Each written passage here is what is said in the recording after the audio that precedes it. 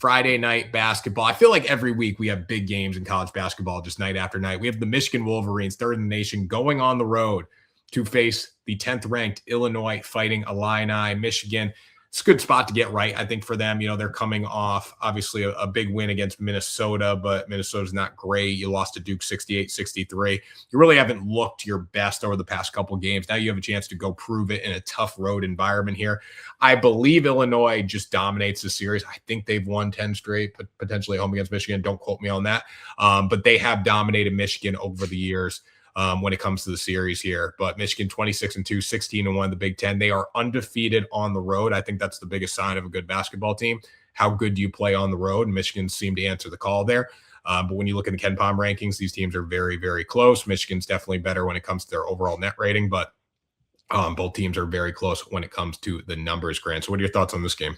Yeah, I was just pulling up the past history that you had mentioned. Michigan has lost 9 straight meetings with Illinois since January 10th, 2019. The last win for the Wolverines was in Champaign as well. Last year, Illinois crushed Michigan by 20 points as a 3-point underdog in Ann Arbor. But I always say this, I mean, trends like that don't really move me too much because that's with players who aren't there. I always say it's more about like the stage. If you say fours versus who do they play? 4s versus 12s. If you just tell me 4s versus 12s as 7-point favorites, cover the spread 90% of the time, like that matters to me. But saying one school has won 12 of 13 games against the other school since 2001, it's totally different players. It's totally irrelevant to me. So what I care about is these teams that we have in front of us. And we've got 2 very good teams. Illinois coming in at 22-6, Michigan at 26-2, Michigan holding on to that lead in the Big Ten. Both these teams have reasons to want to play better than they have recently. I mean, Michigan's been near flawless all season long. However, there's not many teams in their tax bracket, if you will. Like, there's not many teams that are truly competing for a national championship. Michigan is one of those teams. They faced off against another one of those teams in Duke, and they lost. And Michigan was favored in that game, and they lost. Meanwhile, Illinois, coming off losing 3 of its last 5, all of those losses within 3 points. It's 3 points against Michigan State, 2 against Wisconsin, 1 against UCLA. So I think you are going to see a bit of a reinvigorated effort from both teams because coming off that Duke loss as well, Michigan was favored by, I want to say like 20 points against Minnesota, and they won by 10, but they didn't end up covering the spread. So I think it's going to be a physical game. I think the over is going to cash. I think you're going to get haymakers from both teams. I think they're going to be throwing blows at each other. And I'll save my pick right for the end, but that's just kind of the style of game that I'm expecting. Yeah, I think it's going to be really physical. And the tough part for Michigan coming into this game is the fact UCLA plays on the 21st, or Illinois plays UCLA on the 21st. They lose to them 95-94 on the road. Was a West Coast game, so now they're back at home, but you've had a week basically to get ready for this game, and you're salivating. This is probably the big one with Michigan coming to town here. Meanwhile, Michigan played on the 21st, and they had to play on the 24th, obviously beating Minnesota there. I think Michigan's just so good, though. You look at all the players that they have. Yaxel Lendeborg's been fantastic this year, doing 14-7, shooting 49% from the floor. And then when you look at just the size that Michigan has amongst their team, it's pretty impressive. Ade Mara, so good. Like, this Michigan team just reminds me of UConn a couple years ago when they were just blowing everybody off the floor. Like, you went down 4-5, they were able to capitalize on it, and they pretty much blew you off the floor. Michigan's not as good as that UConn team, but they're still very good. Ade Mara, 7'3", 255 pounds, doing 11 points a game, 6 rebounds, shooting 66% from the floor. I think this is going to be a game that, like you said, is physical. And I think Illinois is in a really good position returning back home. And there's a reason this one opened as a pick'em, and now Michigan's a 1.5 point favorite. And based on the amount of money and bets coming in on Michigan, that number is going to continue to rise. And I think they probably close at like 2 to 2.5 point favorite.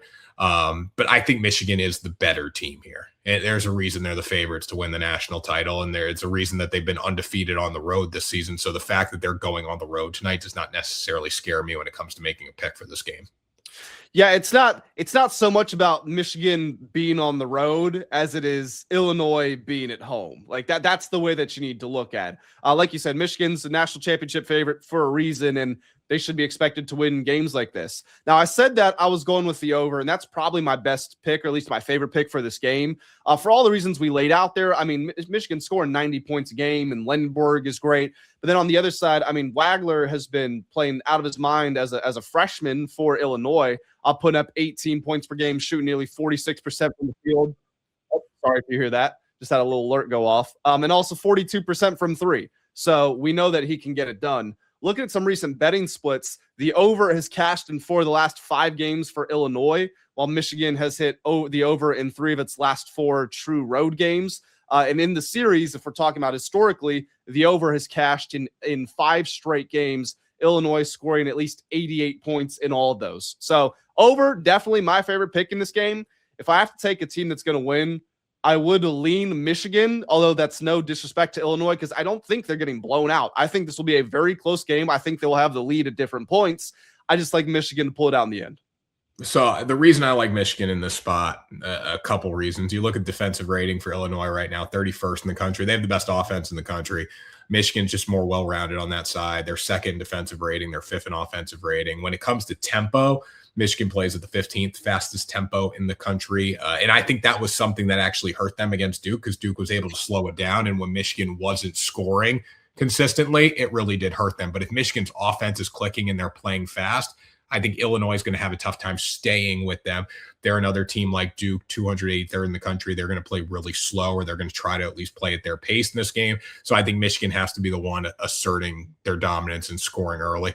When it comes to luck, neither team's gotten that lucky this season. Strength of schedule, obviously, both pretty even, both playing in the Big Ten. I lean Michigan here. I think they're the better team. National championship caliber teams win these kind of games. They go on the road. They find a way to get it done. I think it's going to be close. I think it's like a 3-4 point game that Michigan just finds a way to win. And you know what? It wouldn't surprise me either if Michigan actually blows them off the floor too. Like there is a world here where I think Michigan shows how good they actually are tonight and they are able to play at their tempo. Because when you watch back the Duke game, Duke didn't play well. Michigan didn't play well. The one thing Duke did, they just won the battle of physicality. If Michigan is able to win the physicality, I think their tempo separates them in the spot. Yeah, John Shire is much more set heavy. He likes having plays and actions, and Michigan's a little more free flowing. They like to get the ball whipping around there, take advantage of mismatches and things like that. So to your point, if they can get in the rhythm and get comfortable early, could be a long day for Illinois, even though, again, I think it will be close. I'm not going to say that this is going to matter in this game, but when I look at teams that I pick to go on runs in March Madness and win national championships and things like that, I do heavily take into consideration free throw percentage. And that number actually favors Illinois. I mean, they're shooting a really solid 79.2%. That's really good for the college level. Michigan's isn't bad. It's kind of about average, but it's 73.5%. So the only caveat to this is if there's fouls down the stretch, stop and start stuff, Illinois should have the advantage at the free throw line. And that could be a spot of trouble. But that's also in the context of it's a 4-point game with less than 2 minutes left. So you got to get to that point for that to matter. And the final thing I'll say in this game, like Brad Underwood's hell of a coach. Dusty May's just that guy, though. Like he's that guy. People think Dusty May's cheating. How? I'm not all that How do you familiar. cheat in basketball? I'm not all that familiar with the scandal. I'm not all that familiar with it, but I just know that people have gotten to the point that like they think he's cheating somehow. I don't even know how you cheat in basketball. I don't know if it's a recruiting thing or like a practice thing or what, but there's the skeptics out there. As far as in game, though, it's like it's probably pretty impossible to cheat in basketball. Yeah, I mean, you can't steal signs because they're just right there barking out the plays. Yeah. So Dusty May, though, that the rise of Dusty May is insane. Like where he was a few years ago to where he is now with this program. I was actually cool. I was in New York for the game when FAU beat K-State. Kansas State, yep. Yeah, and I remember that. Crazy game to see. So the fact that Dusty May was there and where he is now is just insane. Michigan finds a way to get it done tonight. I think they beat him comfortably. I think they beat him by 15. You know what's funny? If Illinois wins tonight, or if Michigan loses again at some point before March Madness, his FAU team will probably have a better record than his Michigan team. Yeah, it's pretty crazy to think about. I mean, but that's the foundation he built there. Yeah, they went. I want to say they were 31-3, if I'm not mistaken. Yeah, they were a 5.5 point favorite last night. They won by 4. It's amazing. It's amazing how the books work, isn't it? They always know. Like they're right on every time. 5.5 point favorite, 1-4. It's like give or take a point each side. It's like it's always like that.